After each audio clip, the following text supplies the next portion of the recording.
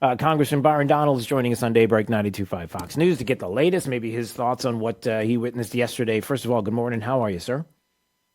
Morning, Drew. How are you? Boy, that was quite the exchange, and there was a lot of that yesterday, the Attorney General on Capitol Hill. What are your thoughts on all of that?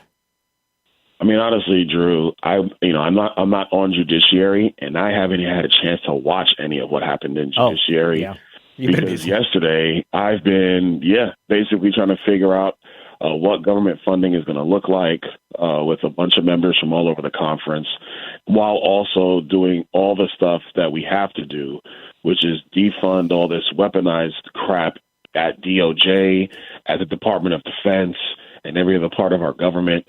And you just got to get members to figure out how much do they want to spend, how much are they willing to spend, how much can they get away with spending. Right. And so, it's hurting cats, man. But that's what I'm doing. That's where I am. Honestly, Drew, what else you got? Yeah. It's been a crazy couple days up here. Yeah, I know. There's a lot going on. There's a lot on your plate. And you know how much we appreciate you joining us. So there's that. But why don't we talk about this? And you mentioned it the last time you were on, and how many times I bring this up, the southern border. And man, I have to tell you, I can't do it anymore. I cannot believe that we're sitting here. Bill Malugion's reporting has been unbelievable. And if it wasn't for Fox and Bill Malugion on the southern border talking about some of what he is witnessing, I don't know that anybody would even know, because nobody's talking about it. They're just starting to hint at it a little bit on some of the other networks.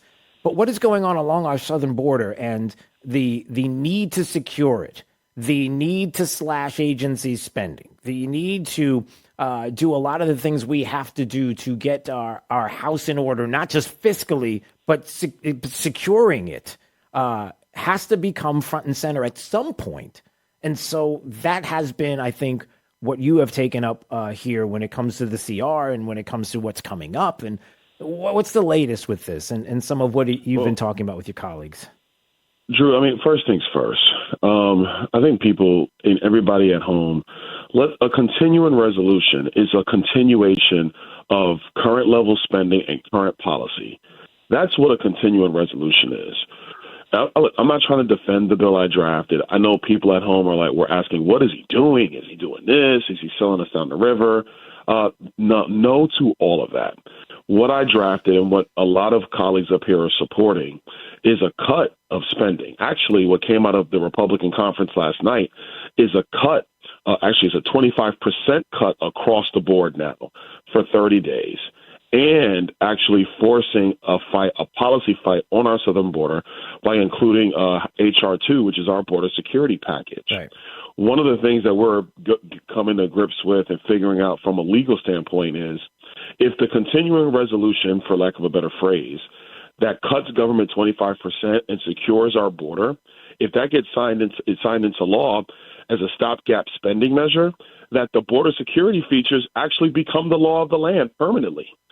So I was talking to one of my colleagues last night, and I said, listen, at any time in the last 25 years in our country, if you had a bill on the floor that cut 25% and secured the border, how do you vote on that? And he looked at me, is one of my colleagues that doesn't support CRs, by the way. He looked at me and said, well, I would vote for that. I said, well, that's what's on the table. And so at this point, Drew, I think people got to get the truth, not talking points, not cute stuff. Yeah. We're on a 2-track process right now. We either set up a serious policy fight with the Senate over how we're going to get through a shutdown, or we do nothing about a shutdown. And to my colleagues who want to pass total appropriation bills, I'm 100% with them. I'm the guy that's been in the room for 6 months trying to figure out how to pass the bills and get the entire conference on board to do that. Obviously, in this town, everything works on pressure. I think a lot of pressure was broken yesterday. So now we're looking at spending about $1.526 trillion, and then figuring out how to, frankly, cut the federal government now about 20% across the board for the next year, and go after weaponization in our government, and do all the things that the American people and people in Southwest Florida want us to do. That's really the latest. Right. Congressman Byron Donald is joining us on Daybreak 92.5 Fox News. I can't tell you how depressing it is to see $33 trillion in debt. I can't tell Yeah. you how it's so sad because for as long as we've known each other, I feel like we're the only two left in the room that talk at all about Yes. fiscal responsibility. Like we're it. Like I feel like I'm on an island, and the fact that the problem becomes, and I know we've talked about this before, but I can't. It seems like I have to continue to bring it up because I have to vent. That the problem is what is it that that there are people in this world right now, kids. I mean, people, a generation who have not felt the kind of pain that has been talked about for decades. This on your kids and grandkids, who are now the kids and grandkids, who don't see the Yes. things that were described decades ago, and until they actually, until you hate to say it, but until it collapses on top of them, and they look and say, "Wait, what just happened?" and say, "I told you so." We're trying to save the "I told you so's." Yeah. No, Drew, you're absolutely correct. And I think that, look, people are pissed, man. I've said that a lot now over the last couple of months, but Americans are just done. I had a reception I had to go to in between all of these meetings. Mm-hmm. And I explained to the people there, I said, you know what's really going on?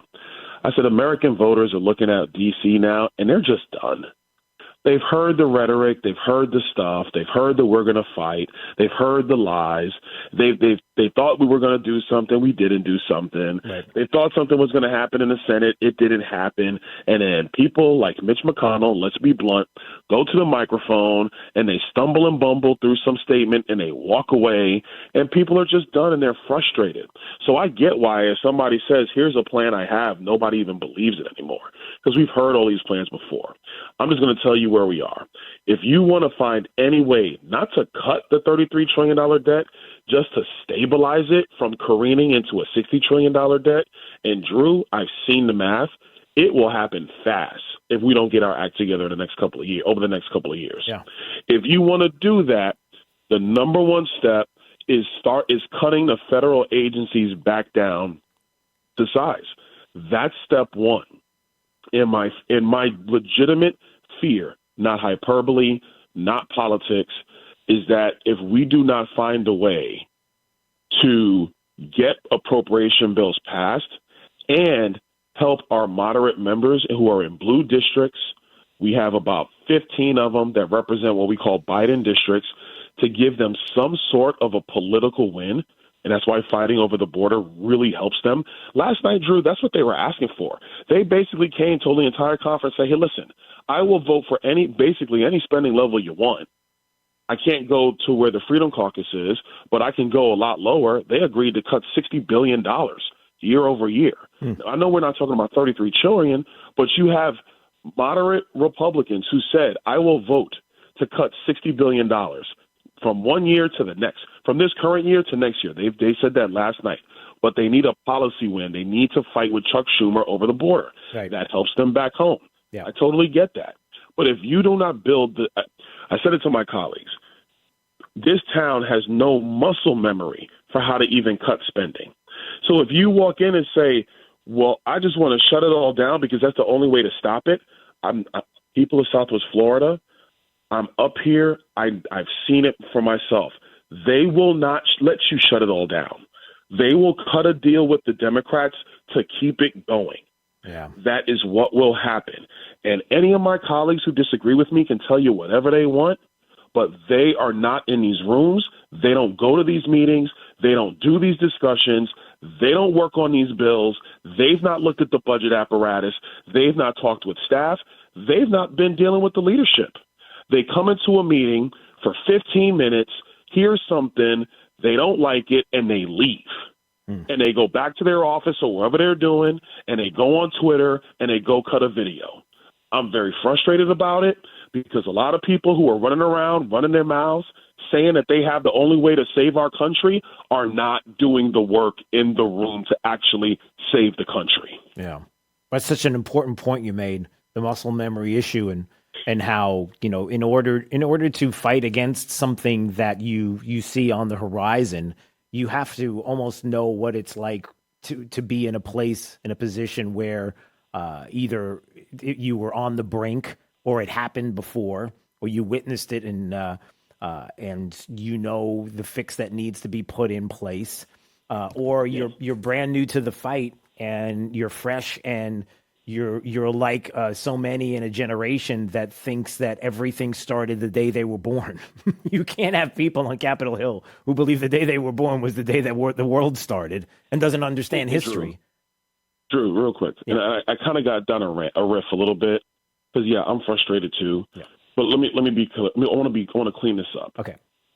For everybody who wants to at least stabilize or cut our national debt, the first thing that has to occur is that this town has to see what it is to actually cut money from one year to the next. They don't even know how to do that. Right. Nobody in Washington has ever cut the spending level from one year to the next. I'm not talking about a cut in the rate of growth.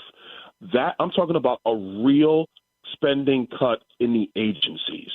We're talking $60 billion. That has never happened in this town since World War II. I want people to understand this. This town has never done this. I'm the one with a bunch of my colleagues, Chip Roy, Scott Perry, a bunch of us are in there fighting to make this happen, working very hard to make this happen. This town has never done. The House of Representatives has never passed a bill like that since World War II. Yeah. It's not happened. If you want to get to the actual national debt to save our currency so that we don't have hyperinflation and all this other stuff, I mean, we already kind of have hyperinflation, but folks, it can get a lot worse. Yep. It really can.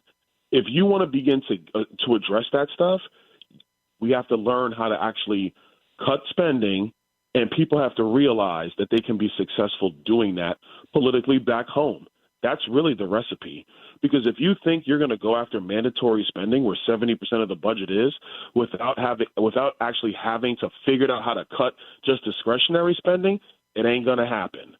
Those are the facts. That's like telling a kid, hey, go run a 5K if he sits on the couch and plays video games all day. That's not how it gets done. You and I know this. You got to get out there and start training first. Yeah. What we are doing right now is the training for the real fight, which is figuring out how to stabilize our national debt and then begin to bring it down. Yeah. Congressman Byron Donalds joining us on Daybreak 92.5 Fox News. Look, we appreciate the fight that you are in the midst of there on Capitol Hill and all the things that you're doing. And I know probably before you go, you want to have a prediction for the game tonight because the Giants are playing. Man. Yeah. Giants are playing tonight. Who are they playing? This is what I'm saying. I don't even know. You don't even know. I'm locked in this defense. They play I know. They play me crazy. They play here's a little escape. I'll give you just give you a minute of escape. They're playing the Niners in San Francisco. And so what are you asking me? Are you asking me if the Giants are going to go to San Fran and win? Yeah, come on. Help me out. Can't do it, Drew. Can't. Listen, man, the Niners got a good team. I can't even do that for you, man. Are you kidding me? They have a good team. Listen, Brock Purdy, hey, man, the boy could play. Yeah. Big up, shouts to Brock Purdy. That dude could play. Happy for him because he was a low draft pick. Yeah. I think it was last round. Yeah. He was a great pick. He's doing well. And, man, they got Debo on. Listen, I love Debo Samuel. Yeah. I hate when he plays my Cowboys, but Debo Samuel is a difference maker. You got to account for that dude. Yeah. Every single time. We got Oh, man. Listen, man, I hope your Giants recovered from what we did week one. All right. Well, you don't have to bring it back to the Cowboys. I didn't ask you to bring it back to the Cowboys. True. Yeah. I will give the Giants this. I watched it on the plane flying back to Washington on Sunday. They had a good win. Because they weren't looking good, and they pulled it together. Danny Dimes was doing his thing. Yeah. They brought it back. The defense started playing. They got a really good win in Arizona. But, man, let me lay this up for you. Okay. They were on the road in Arizona, right? Because I think they were on the road. Mm-hmm. Yep. They're in Arizona. They flew back to New York, and then they had to fly back to San Francisco. No, they stayed They stayed on the West Coast. They stayed out. Yeah, that's smart, stayed. At least for the Giants. Yeah, if they did the flybacks, it would have been over before it started. No, it's going to be tough. Yeah, they stayed. Listen, I'll next time we talk, the Cowboys will play a team outside of New York, so we'll see what happens. Then. Can we just talk sports next week? Do you want to? Yeah, we could talk. Listen, we could talk sports, man. Major League Baseball playoffs about to start. Yep. NFL season's underway. By the way, and I know we're probably way over time. Sorry to the paid advertisers. Go ahead. Sorry, paid advertisers. Hey, listen, man. Yeah. The NFL in my view, I'm not a Roger Goodell fan. Don't like the man, quite frankly. But what the NFL did, finally getting their heads out of their butts by actually honoring this nation the way it should be honored opening weekend was good. Yeah. They need to keep that model because at the end of the day, we're all Americans. Get the politics out of sports. Let's just go play games so people can escape the madness I'm dealing with and the stuff that they don't want to see in our country and just enjoy each other, enjoy sports, have that fun, build that camaraderie, and argue about whose team is better. There you go. All right. So we'll have sports talk next week. We'll do it again. Maybe we'll just give you a little bit. I'll give you a little bit of time just to vent a little bit, to kind of escape. That's not, I kind of like that. Listen, man, if the government shuts down, I'm going to have a lot of time. Yeah. So actually, I'm going to have no time. I'm going to be working even harder. That's right. Exactly. All right, Congressman. Good to talk to you. We'll see you next week. Hey, see you, Drew. See ya.